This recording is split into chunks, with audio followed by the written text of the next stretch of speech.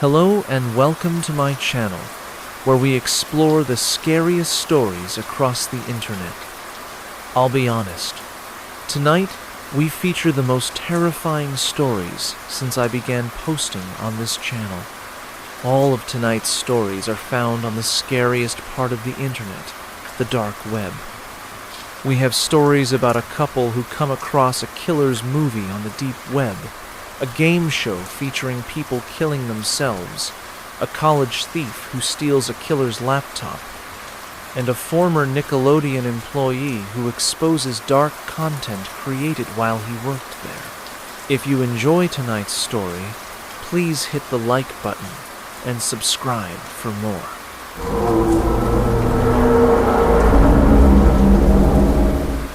Hey X, I need some advice. I know this isn't technically paranormal, but it's creepy as fuck, and I'm not sure what to do. I go to college in the northwestern United States, and a few weeks ago, during a party I was at, I stole a laptop and an iPod. I don't need to hear about how bad a person I am for stealing. Yeah, I know. And that's not going to help me now. I have occasionally stolen technology in the past to sell at pawn shops and stuff. I'm pretty good with computers, so I can usually circumvent their passwords and stuff and sell them as if they were my own. Anyway, the computer I stole had some fucked up shit on it. Like some stuff that makes me think I stole from an actually violent and crazy person. I don't want to be too specific in case they or someone they know is on here. I'm pretty nervous about the whole thing. But my question is, does anyone know how to break into a TrueCrypt file? Is it even possible? There is one on here, and I'm not even sure if I want to know what's on there after the crazy stuff I found that wasn't even password protected. I usually go through the computer first before I delete everything. It's kind of exciting for me. It's like spying on someone's life. I can see all their pictures and check through their browsing history. Sometimes there are even saved passwords on their computer for their Facebook and stuff, so I can check through all that. I never fuck with their Facebook or anything. I just scope out their life. It is pretty exciting, though, to kind of just rummage through a person's life. But the videos I found on this computer, I have never seen anything like that before, even on crazy places like Motherless or the deep web. They are obviously real, though. I kind of feel like I ought to go to the police, but I don't know how to explain how I came to be in possession of the computer. And I definitely don't want this guy knowing I stole his computer, and then turned him into the police. I can't really even make an anonymous tip, because the house I was at was a friend of a friend. Obviously, I don't steal from people I know well, a ways away from campus. And I don't remember exactly where it was, and the computer doesn't have a name, like how computers usually have recovery, registration, info, and account names and stuff. Yeah, I guess there's like no chance of him seeing it here, or tracing it back to me. And he obviously knows someone stole his computer, but there were a bunch of people there that night. But no, I'm definitely not going to put the videos up or talk about the videos in specifics. I just want to know if there is any way I can see the encrypted files. Yeah, lots of people were there, but the room was like in the basement under the stairs. People were down in the basement smoking weed at one point, but it was pretty much empty after that. So later, when we were about to go, I went down there to go pee, and just went in his room real quick, and threw the laptop and iPod in my backpack. Then we left pretty soon after. It was a pretty normal room, although he did have a big Bowie knife sitting on his windowsill. Yeah, I guess. The computer had all the normal 4chan stuff, lots of gore and porn. No reaction pictures or GIFs, though, I noticed. Fairly normal computer history. I mean, still had some gory stuff, but that's pretty normal these days. Ad Eraser and CCleaner and TrueCrypt and stuff. But again, that's pretty normal for anyone who explores on the internet a lot and would rather be careful. But then I found the really fucked up videos, There are like 3 self-injury, I think, videos, and one where he kills a dog. And none of these were password protected. He has a fucking TrueCrypt, and he didn't even bother to put these in there. That's what makes me really nervous. Just what the fuck did he bother to encrypt? No, you never see his face in any of the videos. No, the dog is like drugged or something because it's just sort of lying there and tries to get up a few times.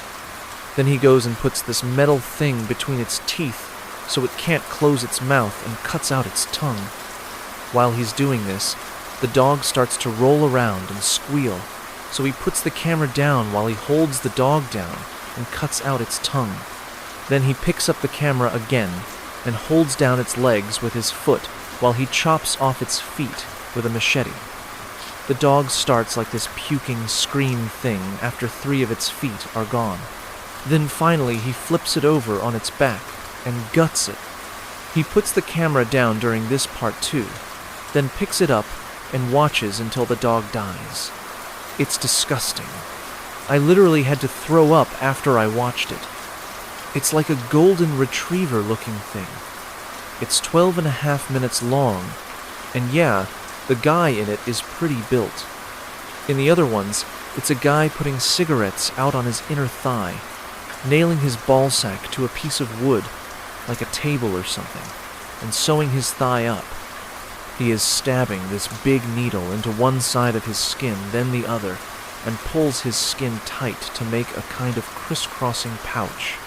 All 3 look like they hurt like hell. In the one where he nails down his balls, he sounds like he's having a fucking orgasm. The whole time he's pounding the nail in, he's just moaning.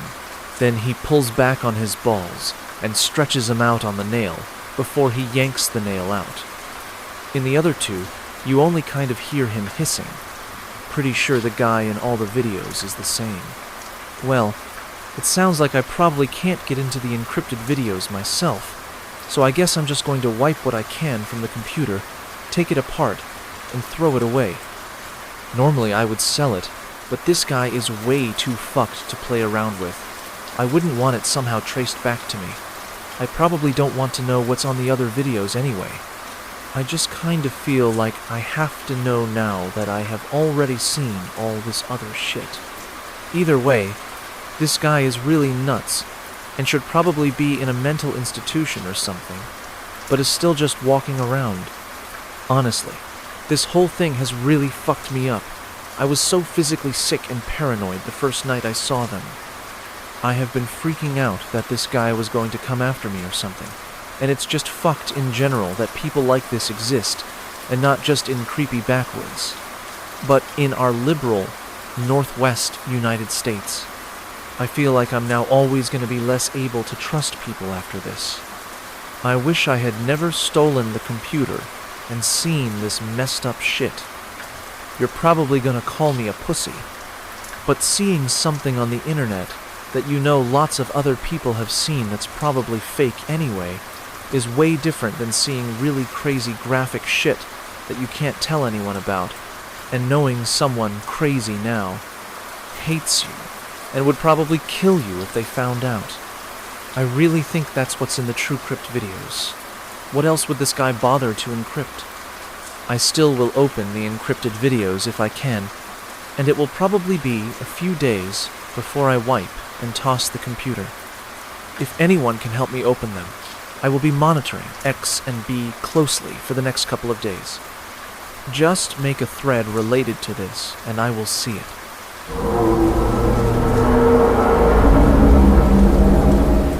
I had never been on the deep web. I thought the whole thing some illicit part of the internet with unknown atrocities lurking in every corner sounded stupid, but I was working on my master's thesis in sociology, and a paper on internet subcultures sounded interesting. I got together with a friend who talked to me about Tor and showed me different precautions I could take to protect my identity and computer while browsing the deep web. Soon, I was ready to explore this bizarre hive I had heard so much about. For about 2 weeks, I sifted through old websites that looked like they'd been developed during the 90s. Obscure internet relics floating out in the middle of nowhere. Derelict websites forgotten by time. Most of it was boring junk. There were lots of Nazi conspiracy theorists, drug traffickers, pedophiles, what I expected. I would have been content to do my paper on Nazi subcultures on the deep web, or maybe even pedophiles, but then I ran across something that really interested me. It was a forum awkwardly titled Enthusiasts of Suicide. The name led me to believe that the creator wasn't of English-speaking origin. The forum itself had a multinational array of boards for users from different countries, though. I saw boards in Spanish, French, Turkish, Chinese. It was a vast array, but there was one common theme. Everyone on the boards was fanatically obsessed with suicide. People in the English-speaking boards would share different ideas about suicide, how to execute it, how to lessen the pain for people who were afraid of suffering, stories about friends who had committed suicide, suicide fetishists sharing explicit pictures with one another, people having philosophical discussions about suicide. It didn't seem to stop. Then, on one of the boards, I noticed some people talking about something called The Suicide Show. "It's on tonight. Are you going to watch it?" one would say. "No, I can't. I have a big day tomorrow. I plan on going into work with my .38 and killing my boss, then I'm going to kill myself," another would respond. I cringed at reading this. The Suicide Show? If it was what it sounded like, then it would be some kind of webcast with a bunch of people committing suicide. I felt my stomach turn. My palms were sweaty, and my mind was racing with curiosity. I had to find out what this show was all about. The suicide cult had already given me enough material for an exciting thesis, but this would be the coup de grace. I found out that the show came on at 1 in my area, and I fished around until I found a link to it. My throat had a huge knot sitting in it, and I know I must have been sweaty. But I couldn't let my nerves get in the way of my research. I was doing important work here. The live feed came on, with an eerie-sounding MIDI playing in the background. The film quality was grainy, as if it was taken from a cell phone or cheap camera. A woman with a microphone held tightly in both hands stood with a forced smile on her face. I could see her mascara had run down her face, as if she had been crying. She looked like she may have been in her 40s, was Asian, and looked incredibly uncomfortable and afraid. I gripped the armrest of my chair, my nails digging into it. She made me uneasy. The whole thing made me uneasy, but it was getting much stranger. She started speaking in a foreign language, so I quickly clicked a button that would display English subtitles on screen. "Welcome to the Suicide Show. I'll be your host for this evening," she said, her pitch shaky and unnerved. Just the sound of her frightened voice made this so much more surreal and slightly nauseating. "Let's start the show," she shouted with uneasy and forced glee. She threw an arm up in the air, her teeth clenched tightly into a nervous smile, a tear rolling down from one eye. This had to be fake. It was weird, but there was no way I was honestly about to be privy to what I thought I was going to witness.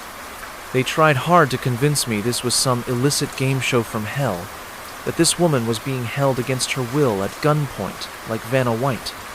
But I wasn't biting. There was no way this was really happening. "Our first contestant is from New York. His name is Robert Howard," she read from a cue card nervously, looking up at the camera with wild eyes. She then lowered the card. I could see her hands shaking, and the compulsory toothy smile flash again as she lifted a palm to the air. A spotlight highlighted the area around a man sitting in a chair. He had a shotgun in his hands. I felt my nails dig deeper into my armrest. I clenched my teeth and watched on in horror. He lifted the shotgun to his mouth. I saw tears running from his eyes, and he fired. I could see the inside of his mouth light up for a brief second as a shot rang out, startlingly loud. I jerked in my chair from the sound of the blast. I saw the man's head jerk back briefly as a discharge of brain matter and blood hit the wall behind him. His head then lurched forward and dangled. His upper body slumped, doubled over. I could see the top of his head. I could see the blood and the gore and the smoke wafting from where the blast had penetrated. I had seen plenty of horror movies, and I had seen plenty of gore on the internet, enough to know the difference. I placed a hand on my mouth. I felt the air vacate my lungs as I stared on in abject terror. "Judges?" the woman cried out, throwing her arm as the cheap camera swung around to highlight 3 people sitting at a table. They wore black masks with zippers that formed smiles from mouths. White tape formed crosses over their eyes, with small punctures in them so they could see the show. One judge held up a 3.8, the other a 4.0, and the last judge held up a 3.5. "Our next contestant is Carlos Riviera of Los Angeles," the host said. This man stood still, wearing a simple pair of jeans and no shirt. He was holding something in his right hand, and his head was hanging low. He looked like he was focusing, concentrating on something, trying to steel himself. He gritted his teeth, clenching them tightly, his body shaking, and then suddenly started to yell furiously as he brought a butcher knife up to his neck and sliced across his throat. The knife cut coarsely through the skin, ripping through flesh, but he didn't get across his entire throat before he fell to his knees and grabbed his gullet with his hands. I saw blood spurting all over the floor, gushing outward from the open wound. His eyes were lit up with fear as he choked on his own blood. "Look at him gush!" the woman cried out, her voice a mixture of false enthusiasm, panic, and something akin to disgust.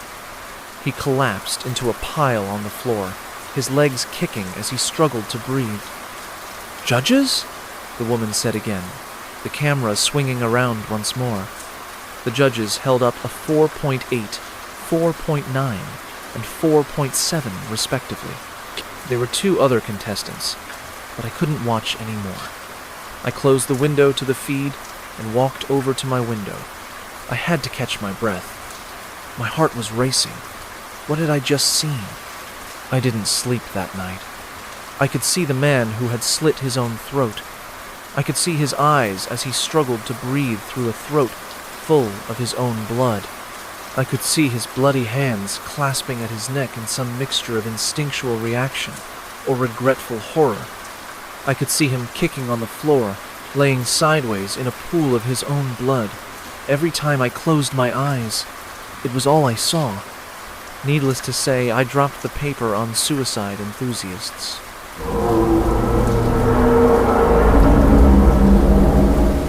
This occurred not long after I turned 18 years old. My girlfriend had also just turned 18 a few days ago, which meant her parents had finally trusted her and me to be alone in the house while they went out for dinner. My girlfriend had always been a fan of horror films and creepy things in general. She loved reading creepypastas and watching dark and gory films such as Hostel and Saw.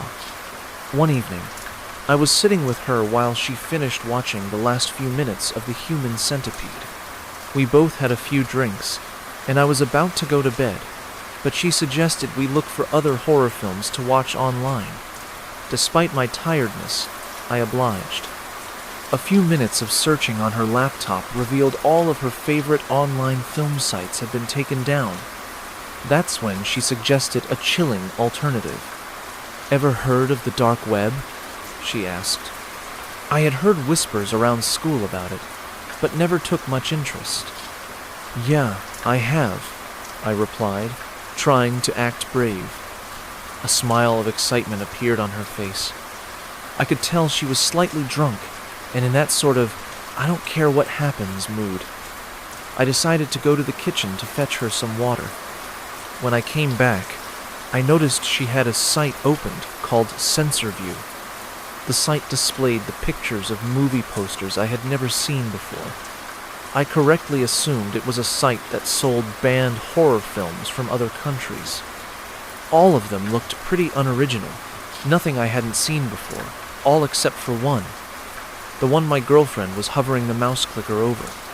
The movie was called The Visiting. The display picture was simply a white background, with The Visiting written in Arial black font. We were both fascinated as to what it was. I took out my iPhone and searched for the plot of the film, yet I found nothing, just a few stupid YouTube videos and irrelevant forums. However, when I looked back up from my phone, I caught a glimpse of my girlfriend typing in her name and address into various boxes on a page titled Order Details, before, to my horror, she clicked the submit button. I was caught in a state of anger and shock.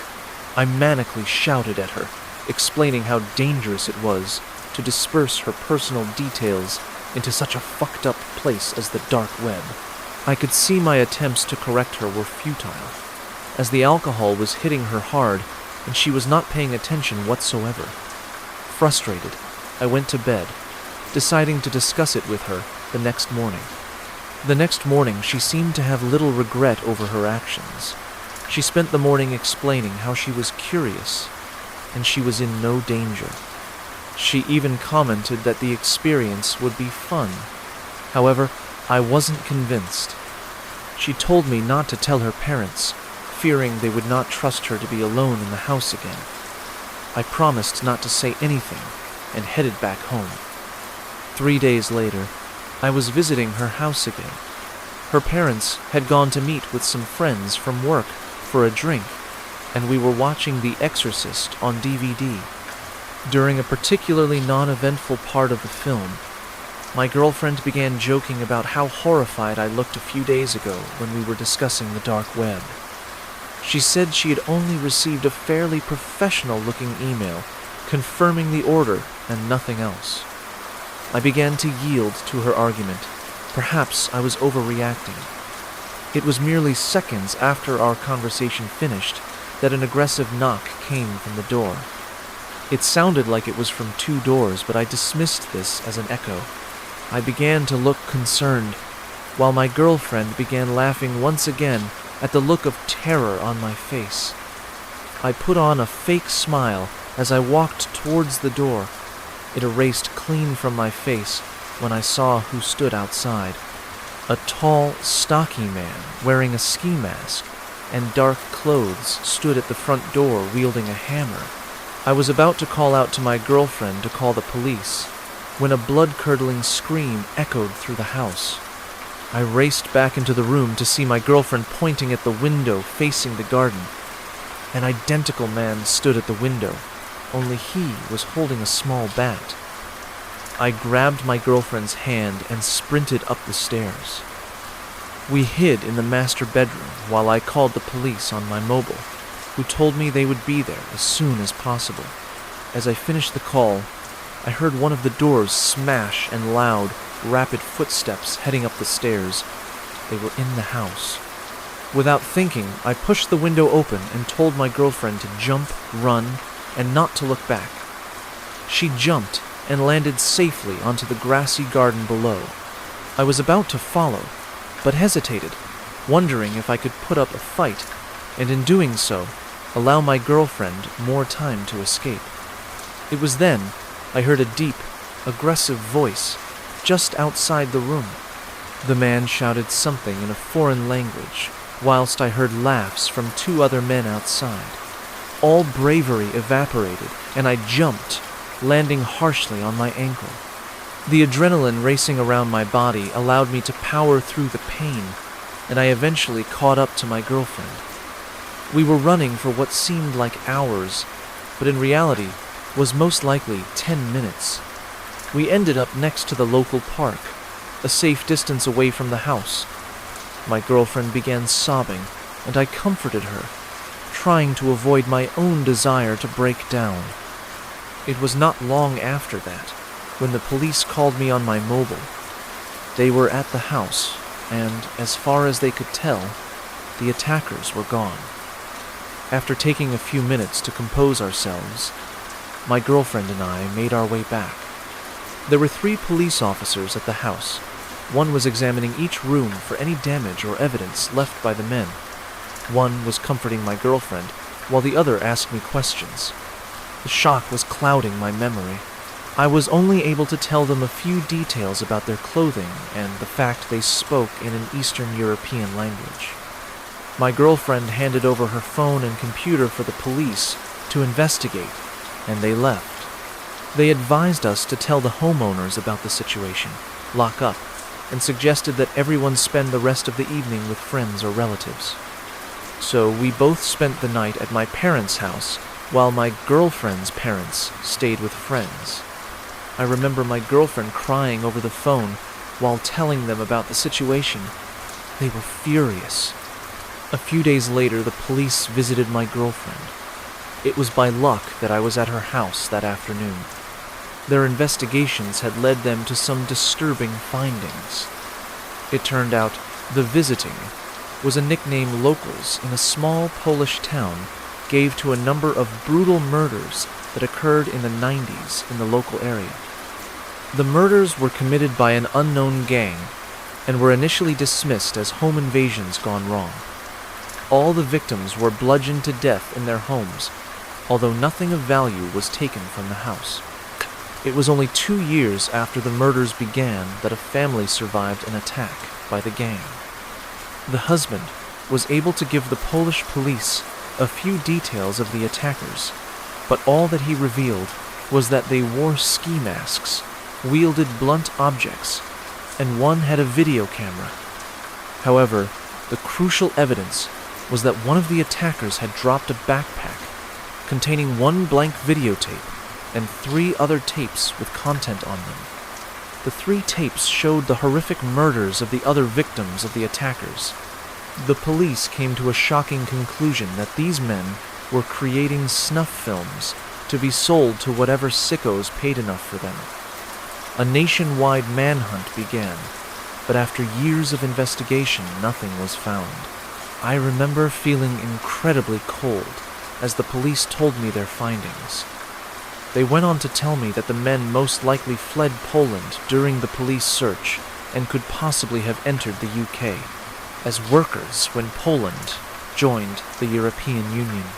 The only thing they knew for certain was that these men were operating once again, decades after their last murder, and they were using the dark web as a way of deciding on their next victims. The police told my girlfriend's family to move in with a relative while the investigation was ongoing. It was not long after that when my girlfriend broke up with me by her parents' wishes. I assumed her parents suspected me of forcing her into using the dark web. My girlfriend discovered later that various documents containing her information had been taken from the house. I'm not allowed to see her, but our parents still speak. From what they tell me, her mental state has become incredibly fragile. It broke my heart to hear this.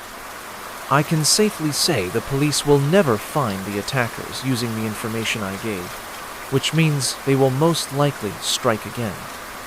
I can only hope the next time they do, it will lead to those bastards ending up behind bars, and not the creation of another tape to add to their collection. Be safe, and avoid the dark web.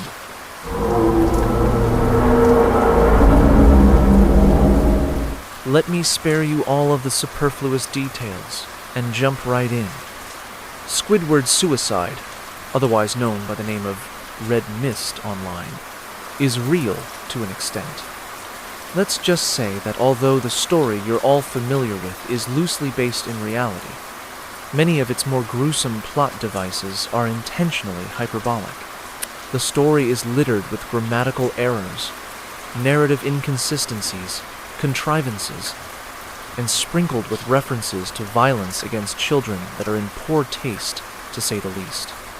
Each of these flaws, however, has been deliberately inserted into that ridiculous story for a specific purpose.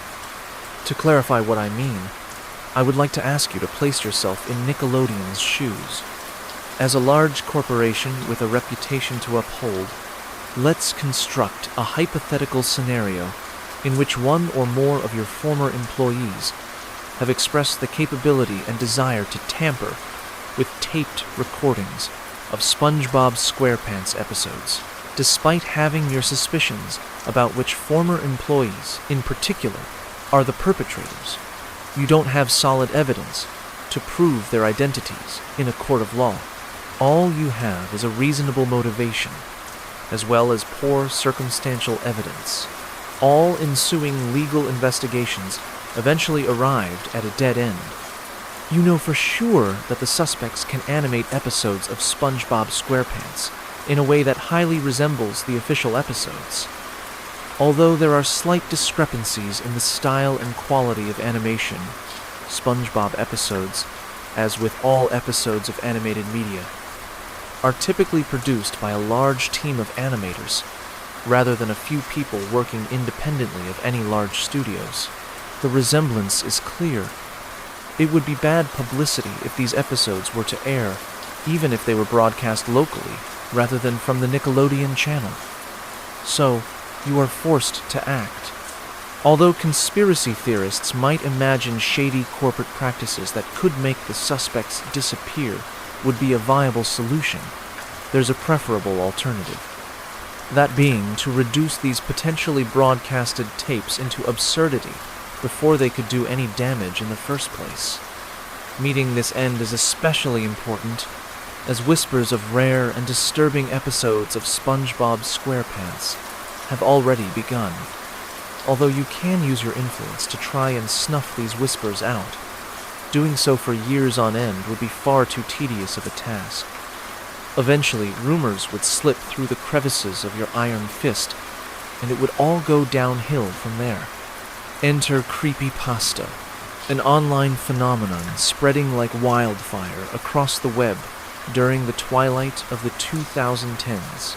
These dark and horrifying tales were circulated by fans of the horror genre across various message boards and forums, with the express purpose of startling and disturbing whoever was unfortunate enough to stumble across these creepy copypastas. With the sudden boom of creepypasta's popularity came an opportunity.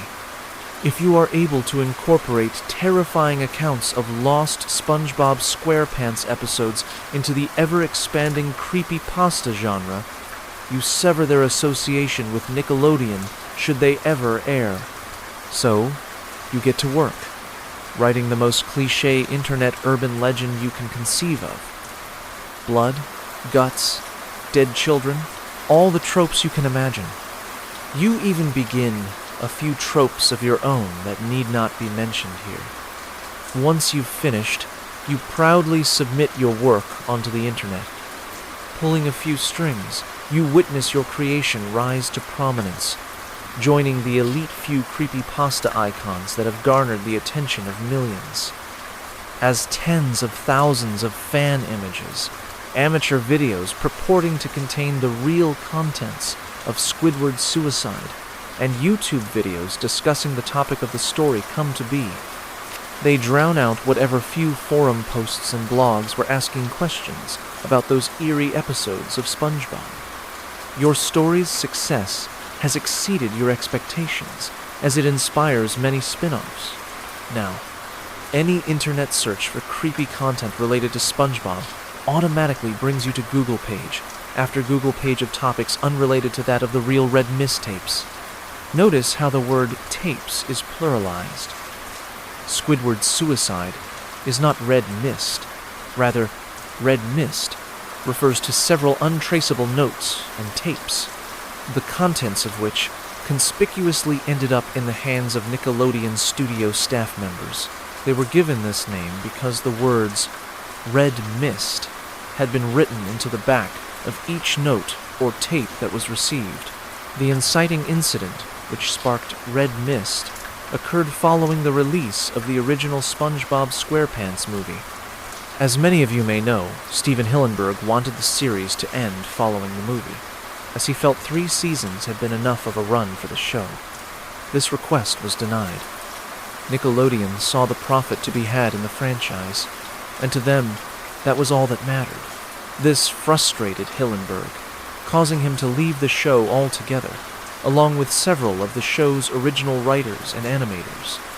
Readers might recall that the original Squidward's Suicide creepypasta made the odd decision to include Hillenburg in the story, as if he were still working at Nickelodeon Studios. To some, this could be considered an innocuous mistake. To others, it could be viewed as another attempt to delegitimize stories revolving around lost SpongeBob media by including blatantly false information in them. Let's contextualize the departure of these former Nickelodeon studio employees. As is common knowledge today, writers, and especially animators in particular, are not always treated well by the company they work for. It is often the case that strict deadlines will be set for them that they must conform to. This can be especially stressful when it takes place in the realm of episodic shows. Oftentimes, this leaves the workers of an animated television studio in a catch-22 of sorts. Either they can fail to meet their deadlines, often at the expense of their job security or wages, or they can rush their work, resulting in a sloppy episode that the employees can't be proud of. The writers and animators for large studios aren't just working out of hobbyism. These people have dedicated their lives to their craft, spending years honing their skills so that one day they may be offered the chance to work on a project that will stand out in their portfolio. Unlike Nickelodeon studio executives, they aren't just in it for the money. They have a genuine love for what it is they do. Imagine being in their position, enduring the stress and abuse they have gone through, and then having the vision they shared with the creator of the project they worked on rejected. Imagine the frustration they must have felt as they chose to leave the studio they had once considered to be their big break. Imagine the sheer resentment they held inside of them. Then, realize that anger had been magnified dozens of times as they echoed each other's agitation amongst one another. The first of the Red Mist tapes arrived just days after the inciting incident. This would initiate the pattern that would be consistently displayed in these tapes. For the most part, they displayed normal SpongeBob SquarePants episodes. Then, often in the middle section of the program, a custom animation would be spliced into the episode. The first tape, labeled Red Mist, started off fairly mundane prior to the animation splicing. It was only upon reaching the middle of the episode that the screen flickered and the animation quality somewhat decreased. The screen depicted Sandy's helmet cracking before her suit was promptly filled to the brim with water. Her skin turned purple and blue as she struggled to breathe for an absurdly long period of time before she finally passed out and collapsed to the ground, dead. Word of this episode spread around the office quickly. It was received fairly well among the employees and producers, who seemed to take it as a joke. This was to be somewhat expected. It isn't uncommon for animators or artists to create darker versions of their usual work to have some fun. They simply reminded everyone to make sure their side projects didn't distract them from their work. The first Red Mist note came in not long after that incident. It read, "Cease production and nothing more." The second Red Mist note arrived a week following the first one. The words, "Do you want us to show the world?" had been inscribed into the paper. Several weeks passed before the second Red Mist tape had been sent into the office. Once more, the middle section of the episode had been cut out and replaced with original animation. It showcased Patrick Star extending his stomach out from his mouth, consuming SpongeBob. As he was digested alive from the outside in, SpongeBob stared at the camera in silence. The lighting faded away, leaving only a pitch-black screen as the sounds of dripping and bubbling liquids could be heard. This tape specifically angered producers. They abusively demanded the animators resume their work and stop wasting time. The animators had begun showing signs of irritability as they were berated and bullied by the higher-ups. The third red mist note rolled in the following month. You can't keep avoiding us. The producers decided to stop allowing chatter about the notes and tapes to continue around the office. They reasoned that if they didn't give whichever mischievous employees were responsible for the events that were occurring any attention, they would get bored and stop. This, obviously, did not work. The fourth red mist note contained the words, "Broadcasting soon," and nothing more. This time, it was accompanied by the third red mist tape. This tape was different from the rest. The entirety of the episode featured the main cast and several background characters having been snagged through the jaw by the fishhooks, which frequented the show. Their eyes had rolled upwards, and they delicately swung back and forth. Though the tape was dead silent for the first half of the episode, the faint sound of ocean waves could be heard during the latter half. Although the contents of the tape and the note were not officially disclosed to the employees, that information still made its rounds among the workers. It seemed as if a few people at the top felt obliged to leak such things. The producers hadn't fully considered that those who remained at the studio weren't entirely loyal to them. Still, it appeared as if the message was finally getting through. There were people out there who were displeased with the direction Nickelodeon was heading with the SpongeBob franchise and were trying to torment the studio into submission. The coercive nature of the notes and the tapes had begun to sink into the consciousness of the higher-ups. They understood the threat of having such uncomfortable content associated with their brand released to the public. We could all see the worry in their faces as each day passed. The thought of having to explain this all to the public, if the tapes were spread among the masses, filled them with dread. Their anxiety grew exponentially as the realization set in that things could get worse if former employees of the show endorsed the episodes. Finally, the next tape came in. I was one of the few to have seen the Squidward suicide episode. I can confirm that of everything written about it in the original story, only two elements are true. One, that Squidward did in fact sit on his bed, holding a gun inside of his mouth. Two, that a voice did speak in the background. At first, the voice only produced faint, incoherent murmurs. As the tape continued, however, it picked up in intensity and pace. The voice spoke quickly, shouting the same phrase on loop. Do it. Do it. Do it. Do it. Do it. Upon the fifth repetition of the voice, a large blast could be heard as the sound of gunfire erupted from the speakers. Squidward's head caved in as the bullets entered his skull, spraying his brain matter all over the wall in the background. The camera proceeded to zoom in to his lifeless corpse as the sound of ocean waves played ever so softly. The voice had ceased, and mere moments later the episode ended. That sent the producers into a frenzy. They proceeded to question those who were in the immediate vicinity, attempting to figure out who had been responsible for those tapes having been delivered to the higher-ups. It was obvious to them that there were people on the inside cooperating with those on the outside. After all, it wasn't like the prior disgraced writers and animators had just waltzed on in and handed the tapes and notes off themselves. It was clear that they had eyes and ears within the studio. They briefly questioned me, but soon realized I was unlikely to have been involved.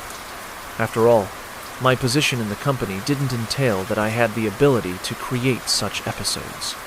Hell, I lacked the authority to even view the Squidward suicide episode in the producer's room. Before I could even catch a glimpse of the film, I had been promptly kicked out of the area. During my interrogation, they asked me why I was in the room, to begin with. I told them I had gotten lost traversing the corridors of the office and had accidentally stumbled into the wrong place at the wrong time. It was a reasonable explanation, and it was an explanation they accepted. I was a new guy, after all. Still, I was left in a state of dismay following the incident.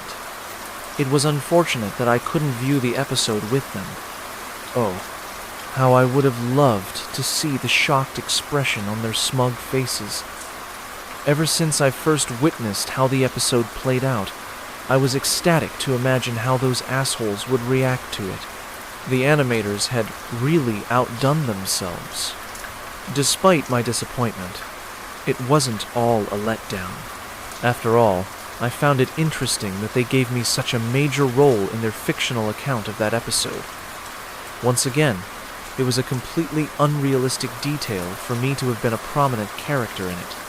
It was probably another way to discredit the legitimacy of lost SpongeBob media stories by making them seem utterly ridiculous and unbelievable. Ah well, it is what it is. You can't keep avoiding us. We'll find a way to broadcast it some way, somehow. Eyes and ears. We're everywhere. Regards, a former intern at Nickelodeon Studios.